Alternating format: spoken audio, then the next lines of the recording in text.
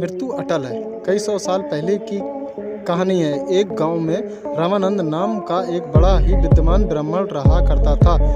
रामानंद बचपन से ही ब्रह्मचारी था, इसलिए उसके परिवार के नाम से कोई नहीं था। उसका एक बचपन से ही हरिदास नाम का एक मित्र था। हरिदास जो रामानंद के गांव से 3-4 गांव दूर के गांव में रहा करता था। वो जन्म से ही गूंगा और एक पैर से विकलांग था। एक बार रामानंद को जब मानसिक अशांति से होने लगी, तब उसने सोचा कि अपने बचपन के मित्र से मुलाकात की जाए तो कुछ शांति मिल जाए। ऐसा सोचकर रामानंद हरिदास के गांव जाने के लिए निकल पड़ा। हरिदास के गांव जाने से रास्ते में 3-4 गांव और कुछ जंगल भी आते थे। रामानंद जब जंगल से होते हुए गुजर रहा था, तब उसके साथ सफर में महाकाल नाम का एक आदमी जुड़ गया। महाकाल का साथ पाकर रामानंद भी अच्छा लगा और बातों बातों में उनका सफर अच्छा करने लगा। चलते चलते रास्ते में जब पहला गांव आया, तब महाकाल ने रामानंद से कहा कि तुम आगे बढ़ो, मेरा इस गांव में कुछ काम है, उसे खत्म करके मैं तुम्हें आगे मिलता हूँ। रामानंद ने अपना सफ़र धीरे धीरे जारी रखा। वह अपने सफ़र में थोड़ा ही आगे बढ़ा था कि उसे पता चला कि गांव में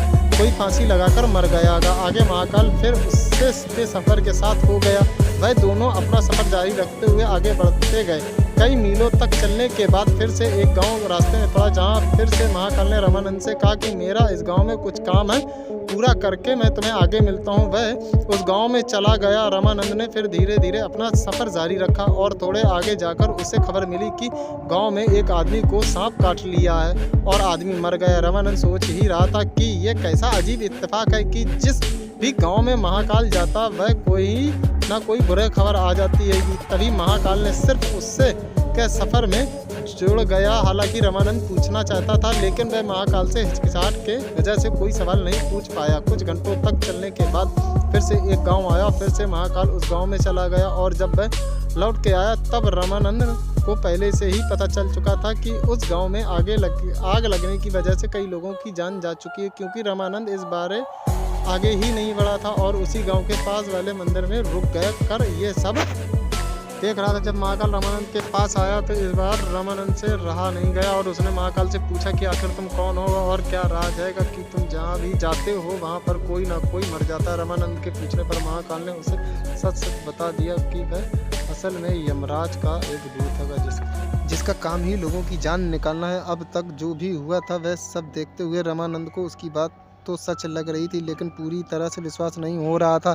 इसलिए उसने महाकाल से पूछ लिया, बताओ अब आगे किसकी मृत्यु होने वाली है। महाकाल जो कोई समय से रामानंद के साथ चल रहा था, उससे रामानंद का स्वभाव अच्छा लगा था, इसलिए उसने पूछा भी नहीं छुपाया। उसके रामानंद को बताया कि आगे जिस व्यक्ति की मृत्यु होने वाली है वह कोई और नहीं बल्कि जिससे तुम मिलने जा रहे हो वही, यानी कि आगे हरिदास जो कि खुद रामानंद का बचपन का मित्र है, उसी की जान जाने वाली। यह सुनकर रामानंद को दुख हुआ, लेकिन महाकाल ने उससे कहा कि हरिदास की मृत्यु का कारण रामानंद खुद बनेगा। रामानंद ने सोचा कि हरिदास से मिलूंगा ही नहीं, उसकी मृत्यु भी नहीं होगी। ये सोचकर उसने हरिदास के गांव जाने का मन बदल लिया, लेकिन तब तक हरिदास हाँफते हाँफते उसी जगह आ पहुंचा और जहां पर महाकाल और रामानंद रुक कर बातें कर रहे थे। इससे पहले कि रामानंद हरिदास से कुछ पूछ पाता, वह जमीन पर गिर पड़ा और वहीं पर उसकी मृत्यु होगी। रामानंद को कुछ समझ में नहीं आ रहा था कि ये कैसे हो गया, लेकिन उसकी समझ में ये आ गया था कि महाकाल सच बोल रहा है। रामानंद ने महाकाल से पूछा, आपने तो कहा था कि हरिदास की मृत्यु का कारण मैं बनूंगा, किंतु ये तो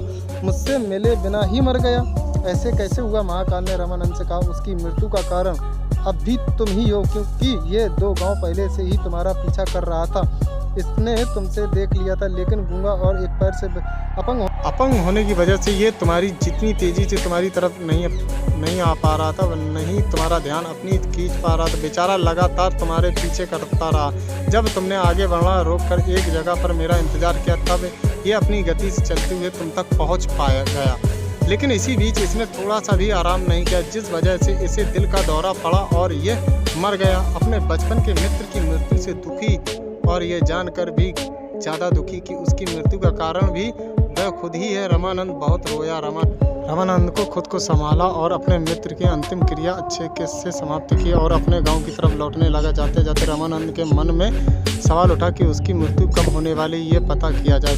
ताहुल बंद रामानंद ने महाकाल से विनती की, वह उसे खुद की मृत्यु का समय और कारण बताया। महाकाल को लगा ब्राह्मण काफ़ी समझदार और महाकाल ने तो देखा था कि कैसे रामानंद अपने परम मित्र की मृत्यु भी झेल गया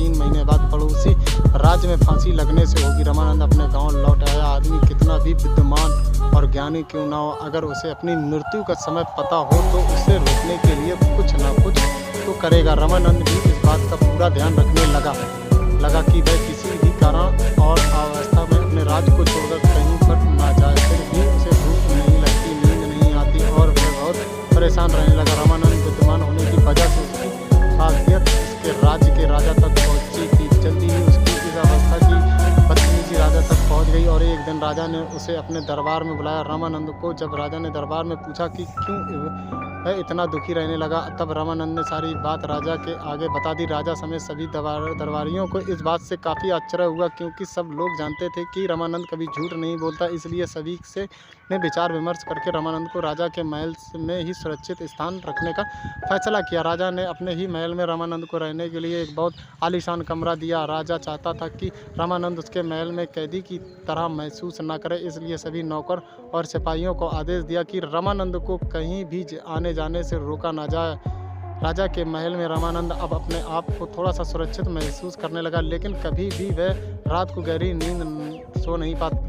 उसे बचपन में नींद में चलने की बीमारी थी और ये बीमारी तब अक्सर करती थी जब आदमी चिंता में सोए या गहरी नींद ना ले पाए। राजा के महल में रहकर उसकी ये बीमारी अब काफ़ी बढ़ गई, लेकिन इस बात का उसे पता नहीं था और उसे राजा के आदेश होने की वजह से कोई भी नौकर या सिपाही कहीं भी आने जाने से नहीं रोकता था। जल्दी ही वह दिन में भी आ पहुंचा जब उसकी मृत्यु होने वाली थी। उस रात भी वो चिंता में सोया और नींद से उठकर चलने लगा। चलते चलते वह महल के अस्तबल में गया। एक घोड़े पर सवार हो गया तो घोड़ा राजकुमार का था और राजकुमार अक्सर पड़ोस के राज्य की राजकुमारी से मिलने उसी घोड़े पर जाया करता था। जैसे ही रामानंद उस घोड़े पर सवार हुआ, घोड़े ने उसे राजकुमार समझकर दूसरे राज्य में जाने के लिए दौड़ लगा दी और कुछ ही समय में दूसरे राज्य महल में जाकर रुका। रामानंद घोड़े से उतरकर उसे अपने राज्य के राजा का महल समझकर महल के अंदर घुस गया और वहां पर नींद के चलते रानी के शयन कक्ष में जाकर सो गया। सुबह जब रानी उठी तो एक पराये पुरुष को अपने कक्ष में सोते हुए देख बहुत डर गई और तुरंत राजा को बुलाया। ये नज़ारा देख राजा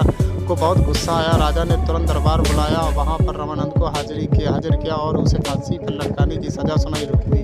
रामानंद ने राजा से अपना निर्दोष होने की सफाई देते हुए कहा, महाराज मुझे नहीं पता मैं कैसे आपके महल में आ गया। आप ही सोचिए कि किसी भी इतनी हिम्मत हो सकती है कि आपके राज्य में आकर आपकी ही रानी के बगल में सो जाए और उसके साथ 3 महीने पहले की घटना और महाकाल के बारे में सारी बात दी।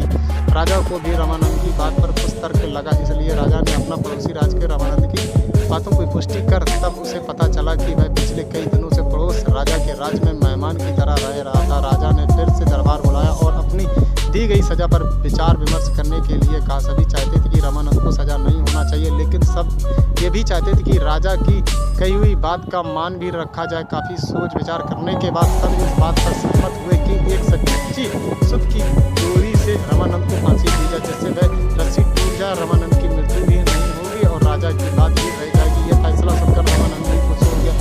खुशी सुत की डोरी से फांसी लगने के लिए राजी हो गया। रामानंद की डोरी फांसी लगाई गई। वह डोरी रामानंद का वजन नहीं संभाल पाई और टूट गई, लेकिन टूटने से पहले ही पतली होने के कारण डोरी की रामानंद के गले की एक नस कट गई और काफ़ी खून बहने की वजह से रामानंद की मौत हो गई।